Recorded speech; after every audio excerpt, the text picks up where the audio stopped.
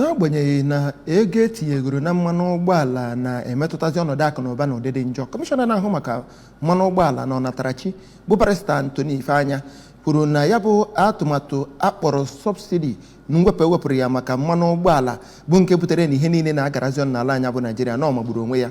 Kọmishọna kwuru na ya bụ mwepụ ewepụrụ ya bụ sọbsidi a mere ihe niile ji agara ọnụ na gọọmenti tosiri ịma ya mere bụ gọọmenti etiti nweta ụzọ enyemaka kwalite ndọbata akụnụba na ọrụ ugbo na ebe ndị ọzọ dịkarịchara mkpa n'ọnọdụ akụnụba ma ọha na eze ebutuzie otu ha si ebi ndụ ha otu ha si emefu ego dịka ụzọ mmadụ ga-esi wee na-adị ndụ. Joseph Egbeọcha pụtara anya akụkọ a. Barrister Ifeanya onye kwuru na ya bụ ọnụego mmanụ petrol bụ nke dịkwa na nhatanha n'ebe o metụtara obodo ndị ọzọ dị n'Afrịka kpọrọ oku ka akwalitekwuo ebe a na-arụpụta ya bụ mmanụ n'obodo anyị a. O mere ka mata na gọọmenti steeti a na-agba mbọ ka ha na ndị ụlọ ọrụ nnọrọ onwe mekọta iji wee hụ na emepụtara ebe a na-awụpụta mmanụ. Ka anyị dọkịta atịbe na echi kwadobere maka echi ka o were anyị mma onye bisie ka o nwee nke ọ rapụrụ ụmụ ya ha eji nwe ezigbo ntọala adjustment ka onye ọbụla for a time reinvent our wheels anyị wee nachieta azụ wee mmanụ nke ekwesịrị ime na ewere nke atie na anachiega n'ife ụfọdụ.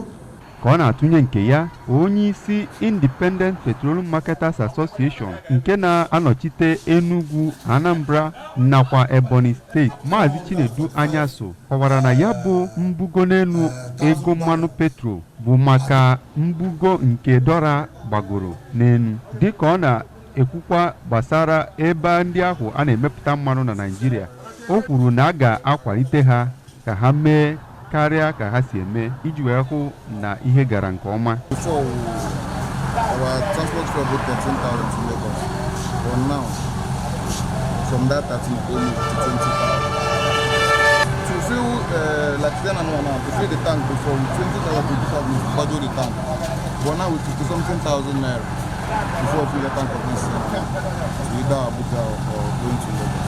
The one about logistic business. But the ngwa na Lagos, na company anata ebe ebiabulu.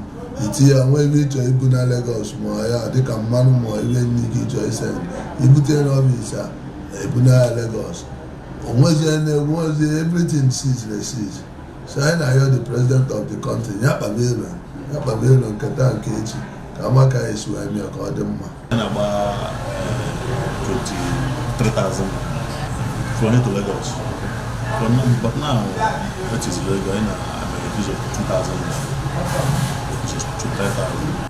Ka o sila dị, otu onye na-akwọ ụgbọala n'Ọka si Ọka were aga Ọnịcha, Maazị Godwin Nwafa kwuru na n'agbanyeghị na ha na-egote otu ọnụ mmanụ ụgbọala n'ọnụ ego karịrị $600 na nke a na-emetụta etu ha si arụ ọrụ n'ụzọ na-adịghị mma. N'aka nke ya, Maazị Ezekiel Nwagụ onye gụkwara oke ọnụ mmanụ ahụ kwuru na gọọmenti etiti anaghịrị enyere aka ịhụ ka amara ka esi ga-eme ka ya bụ ihe dịwanye mma. Otu onye ọkwọ ụgbọala Maazị Bright Ngozi onye gotekwere ya bụ mmanụ nke nọ n'elu ọjị kwuru na ụgbọala ọ na-anyazi ugbu a bụ ndị ahụ agaghị eri ya nnukwu ọnụ mmanụ ụgbọala.